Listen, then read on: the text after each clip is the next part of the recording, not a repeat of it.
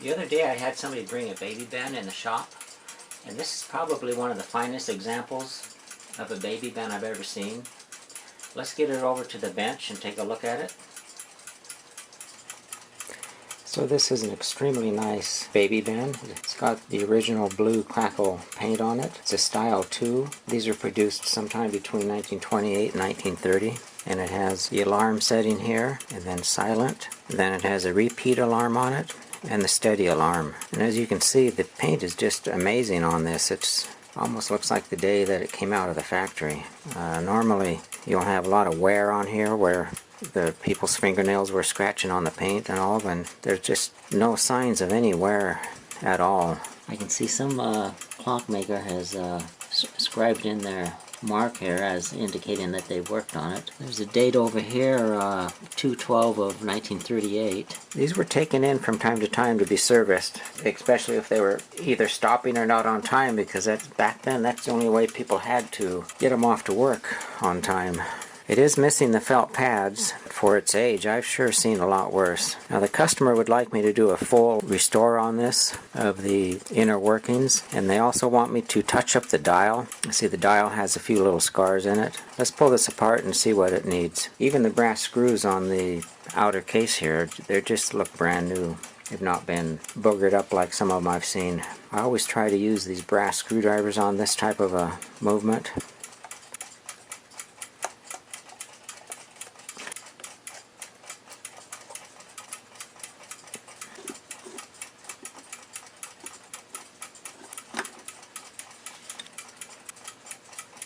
Put some dial protectors in here.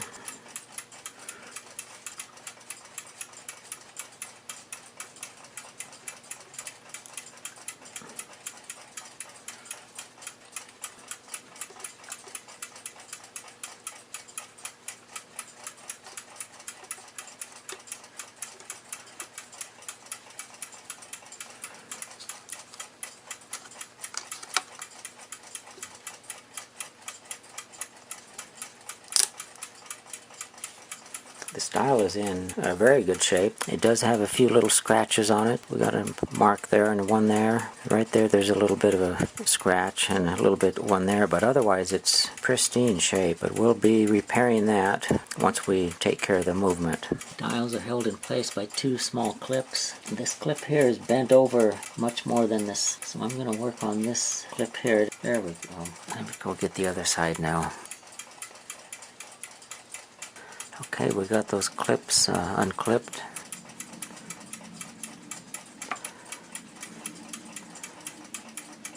And it's pretty good shape. You can see where the alarm mechanism has been rubbing on it, and this here looks like the intermediate gear has been rubbing on it. Here's that intermediate gear, and then here's the alarm assembly, and it's been rubbing on it a little bit, but the dial, very good shape. I'm seeing some black debris fall out of it. I don't know what's going on there, but it's already getting my bench dirty. Looks like black dust or something.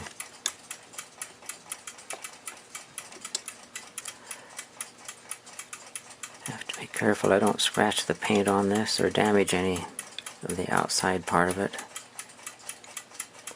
Yeah, the slots in these screws don't look like they've been abused at all. A lot of times they're all rounded over. You can see it's just chipping off. It's disbonding from the metal. I'll talk to the customer and see if they want that to be cleaned off. It should be cleaned off because those paint chips could get inside the movement and cause problems. As you can see, it's just turning to dust.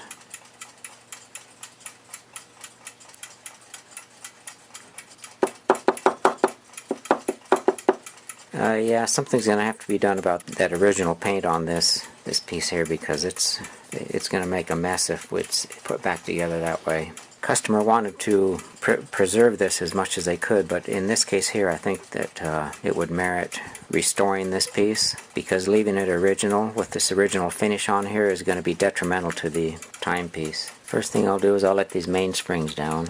So I'll let these mainsprings down. For the time side, they've got a click right here that's pretty accessible. It needs to be depressed. We'll just give it this one little click on here and then just let it down. that was pretty much unwound. Then for the alarm side, to let that mainspring down, just hold the click in here and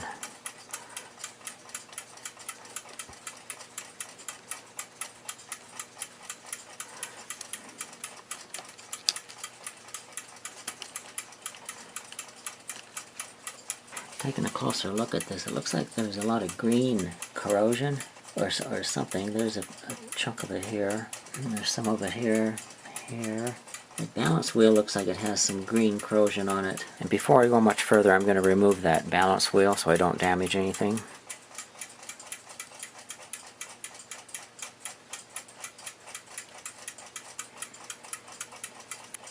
Now that the pin's out, I just need to rotate the balance wheel backwards here.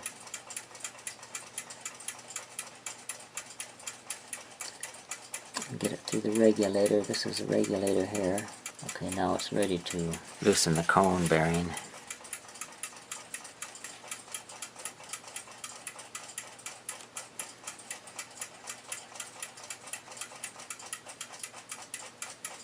The balance wheel appears to be very dirty, and it seems to have some green corrosion on it. We'll set this aside and deal with this towards the end. Sometimes that green corrosion on these will actually eat away some of the material, and it'll throw it really far off of poise. Once we've cleaned some of that corrosion and tarnish off of there, we'll be able to tell how it's going to perform. Set this aside so it doesn't get damaged.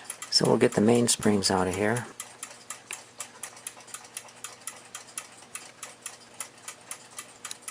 Mainspring for the time side.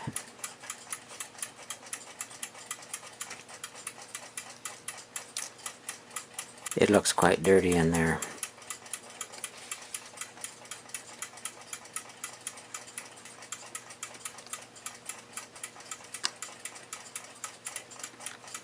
Mainspring for the alarm side.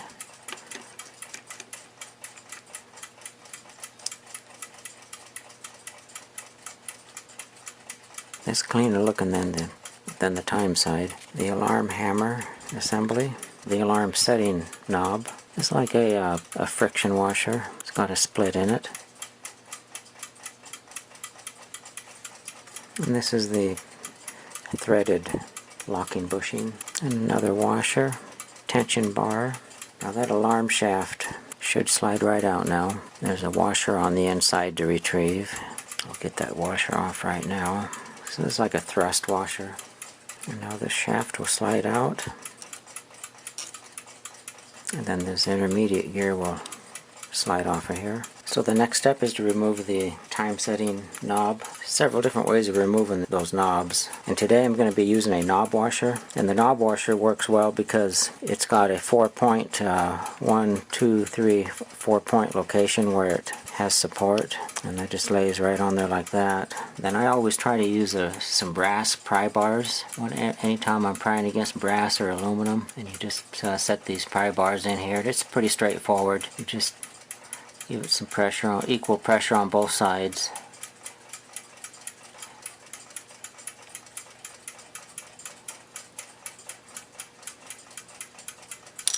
Until that knob comes off of there. And that's a fairly non-destructible way of removing these knobs. It doesn't damage the brass, it doesn't damage anything on the clock.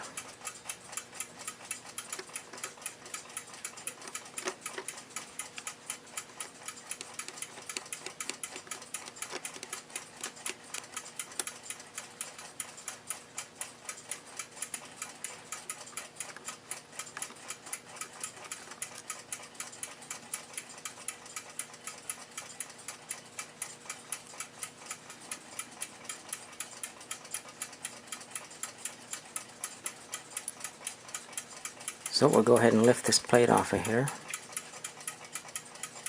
This is quite dirty in some of these areas. You can see the oil has turned to grease. Probably a good thing I am doing a disassembly on this. Apparent that the oil has turned has solidified. As far as any dates on these plates, this one here was fabricated in 1929. There's a lot of oil that's turned to grease on here. The regulator has some green tarnish residue on it. And that could either be from moisture or it could be from oil that somebody has used in the past. Sometimes the oils have a lot of acid on them and they'll attack some of the different metals that are in the brass. Cone bearings for the balance staff, quite good. They are a little dull. I'll probably be polishing those. Got the alarm escape wheel. Pivots are quite dirty on it. And then we have the fourth wheel. Looks fairly good. And that looks pretty good. There is some corrosion on it. There's some corrosion, green corrosion right there, and there's some corrosion right here. And we've got the escape wheel. Pivots could use a polishing on that. The pallet fork doesn't look too bad. There is some green corrosion on it. And the third wheel. Well, let's get this movement cleaned up and move forward from there.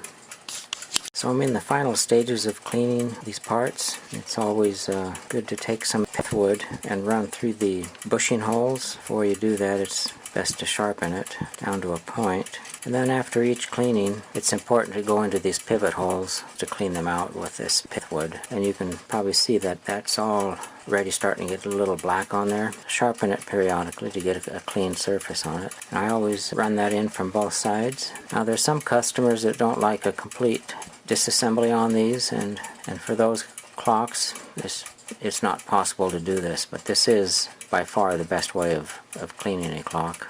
You can see how the pithwood has some dirt on it, but I'll do both plates that way and then get ready to assemble the gears back in it. And then the third wheel, fourth wheel, escape wheel, and the pallet fork. So I've got all the wheels installed, and they did clean up real nice. It's now time to install this back plate to it, and just install some steady pressure on that rear plate. And then you can rock it back and forth, and it'll show you where the high spots are, and then you go in there and find that pivot and work that pivot in there. And when I hold these tweezers in to grab a pivot, I straddle the pivot and squeeze on it, and then that gives me a straight line of where that pivot is, and then I can manipulate it from there and get it to drop in. So we've got it all assembled. I'm just going to go ahead and oil it while I'm at this stage. Third wheel. I put just enough oil in there to fill that air gap up that's between the pivot and the pivot hole. Here's the fourth wheel pivot.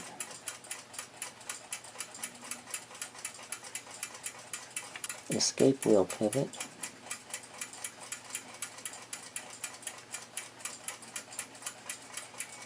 And then the pallet fork pivot. And that takes care of all the pivot points there. I'll move it over to the back plate and get those. Now, mainspring barrels, I've got those cleaned up. I pulled them out and cleaned them and put them back in. They take just a small amount of oil to 3 locations. So 1, 2, and 3. You don't want to oil these too much, or the oil will run off of them and get on the rest of the movement. Just 3 little dots here.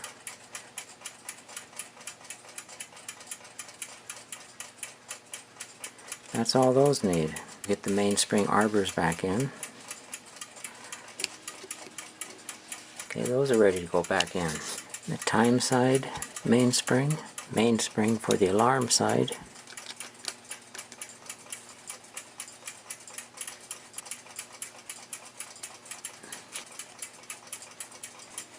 And next is the alarm setting shaft, and inside there's a washer that goes in there. I believe it's like a thrust washer.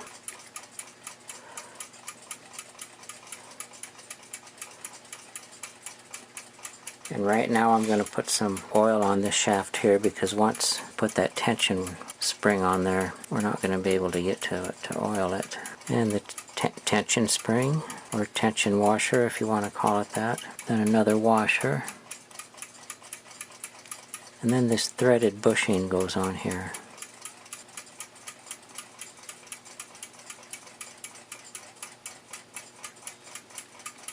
So this is pretty much all assembled. It's time to look at that balance and see what can be done with it. So I'm going to remove that hairspring so that I can get that balance cleaned.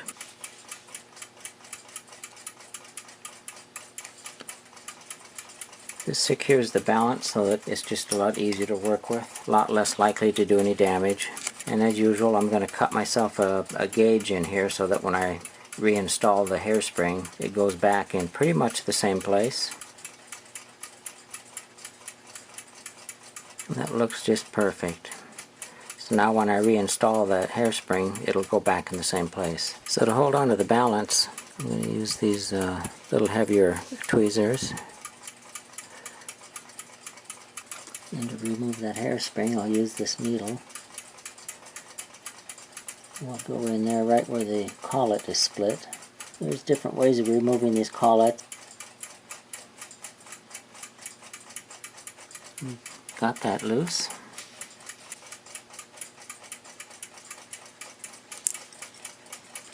Hairspring looks in real good shape. I'll set that aside so it doesn't get damaged. Take a closer look at that balance wheel. Seems to be a lot of green corrosion on it. And the underside also has green corrosion on the balance wheel rim. That's the worst place for corrosion because that affects the weight the most. That affects the poise of it, whether it's going to be in balance or not. Balance wheel staff itself is just not real clean looking, but we'll get it cleaned up, and then for sure I'm going to set this on the poising tool and hope that removing that green corrosion is not going to affect the balance of it. So the balance wheel actually cleaned up pretty good. All that tarnish came loose, but there's still a little bit of staining in there. And the staining indicates that there was some corrosion on it. The pivots are going to need to be polished, so I'm going to go do that right now. They're just kind of a dull tone to them. They should be like shiny like a mirror, so I'll go get those polished, and then we'll throw it on the poising tool and see how it balances out.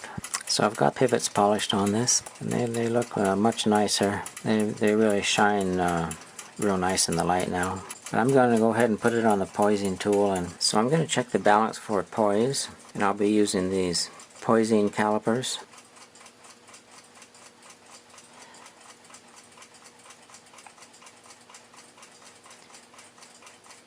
You can see how it rocks quite rapidly down, and it's showing one side of it is real heavy.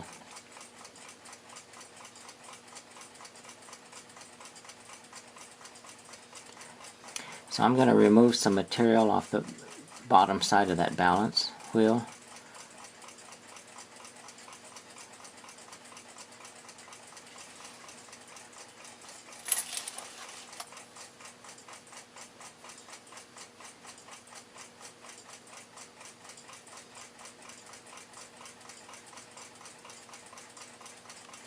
I've determined that it does have a heavy spot that I would like to work with a little bit. The area where it's heavy is right down here, in this area here. So this rim is not in perfect poise. You can see where it's been lightened considerably down here. I'm going to go ahead and lighten it up a little bit more to see if I can bring that balance more in poise. And to remove that material, I'll be using a pivot drill mounted up in a pin vise.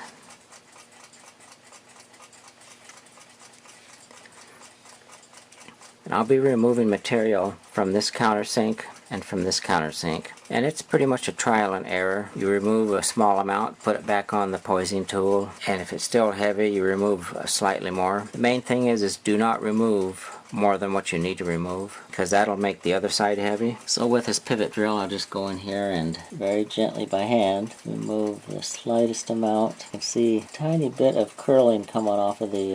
Okay, I'm going to stop there and recheck it. Get some radical in there to clean it.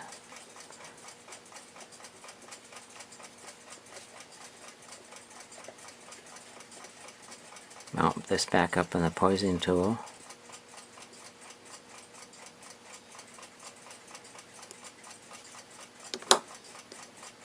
I've got this more in poise than it was when I started. I didn't remove much material, and you can see now when I spin it, it does not rock back and forth. There's no heavy spot on this balance anymore.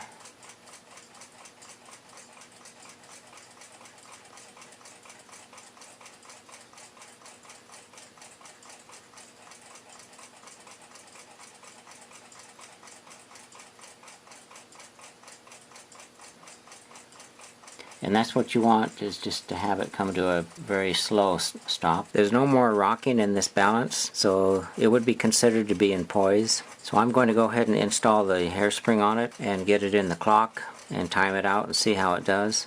time to install the hairspring.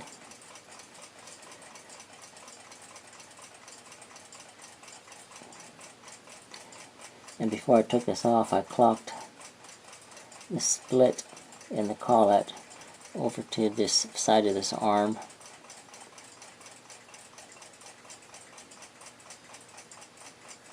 Right where the roller pin comes through there. So that's ready to press on there now. I use a hollow punch for that. I'll slide this down slightly and then check it with my gauge. So I've got the balance mounted. I just need to get the hairspring through the regulator. And then from there it needs to go into that hole in the stud so that I can put the taper pin in and get it secured in place.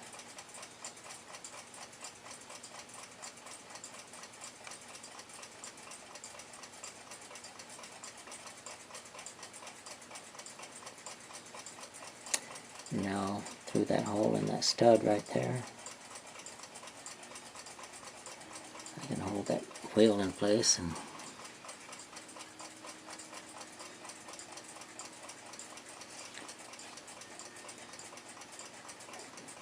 a taper pin.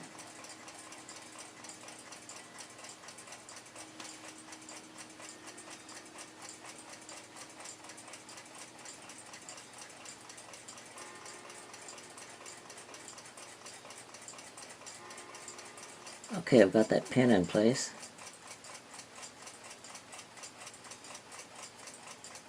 Just give it a little nudge to hold it in there. Now I need to oil the pivots for that balance wheel. And by polishing those pivots, it'll make this oil stay in the cup bearings a lot better.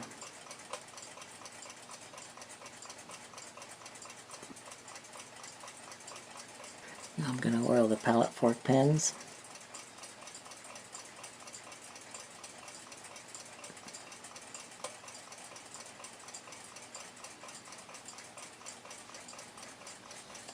So now we need to set this movement in beat, and to do that we need to get the Impulse pin on the balance wheel lined up with the escape wheel pivot and the pallet fork pivot. On these big bends, the balance staff pivot, pallet fork pivot, and the escape wheel pivot are on a straight line. So if we would hold a rule in here, you'd see that all three pivots line up on a straight line, and that impulse pin needs to be lined up on that same plane. And to put this in beat, you need to determine which way that balance wheel needs to rotate to be in beat, and then we insert a screwdriver in that split in the collet and hold it in place. Then simply rotate that balance wheel manually so that it goes in the right direction. It'll slide on the collet. And this all has to be done with no power on the escape wheel. So I've got the balance wheel in beat now, and it's time to go ahead and put some power to it.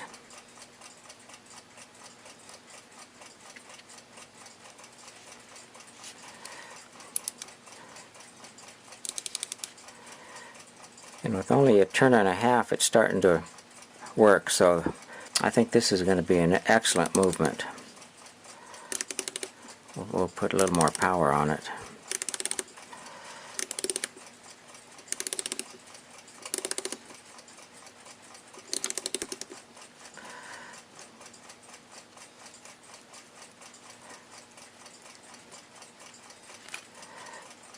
Still need to look at that hairspring and see if it needs an adjustment in the regulator. The hairspring actually looks pretty good. You can see it vibrating from one side of the regulator to the next. And it looks like it's running through the regulator fine. This is what we're looking for. But now if you need to fine tune it, if you tweak the hairspring so it's riding towards the inside of that regulator, that'll speed it up slightly. And then if you tweak the hairspring so it's riding on the outside of the regulator, that'll actually make it slow down slightly. The regulator is an area that can be manipulated to fine-tune the timing. Right now the balance wheel has excellent motion. It looks like it's rotating the full 270 degrees to each side. The balance wheel and hairspring together is actually a harmonic oscillator, and they need to oscillate 4 times per second in order to keep time. But I'm going to set this aside. Right now I'm going to go ahead and install the minute hand knob, and we'll just put that on there and spin it until you feel it where it starts to go in. And you can either support this on a small anvil or a piece of wood. I'm going to find a hole in this anvil that is too small for the pivot to go through. Then just give it a couple taps. That's all that needs. Then for the alarm knob, it needs this washer. And this is like a tension washer here. And then the knob.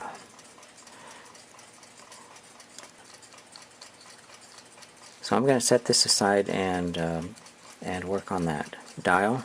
So to restore the dials on these gold Westclox, I use it's a gold leaf, and it's made by Midget Enamel. It's a number 8222. Now I've had this for about 20 years. It's still in good shape. I don't know if they're still manufacturing this or not. It matches it perfect. And I try to get it to go on real wet. It just takes a touch.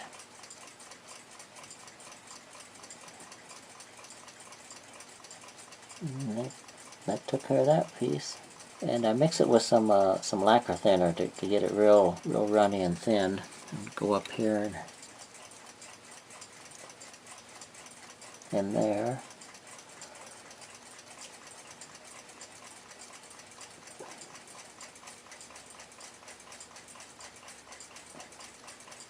Over here by this minute track here. Now this is going to cover up a little bit of that black minute track, but I'm going to come back with some India ink, fill that in.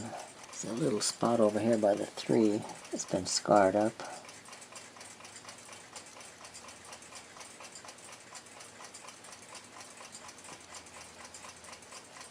Down here at the bottom,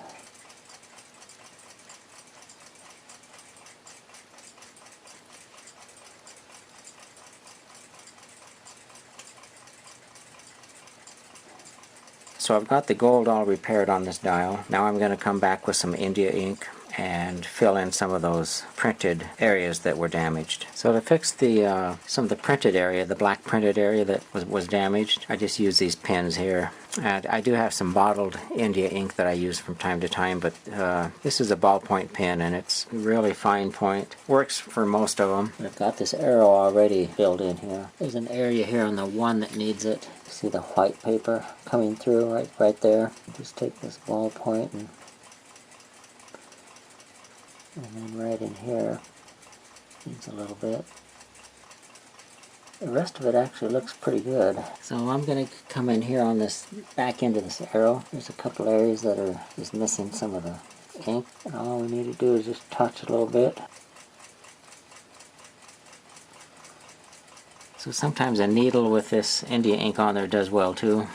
I think that dial looks fine for almost a 100-year-old dial. So the clock is running extremely well. It's time to put it back together.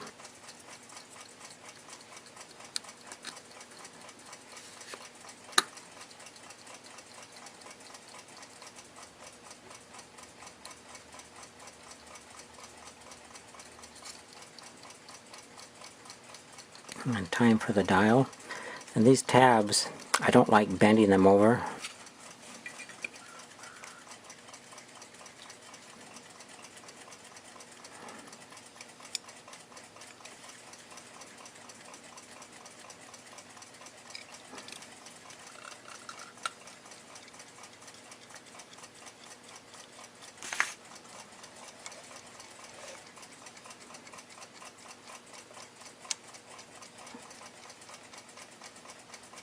So there's a nice example of a 1929 Westclox Baby Bend Deluxe.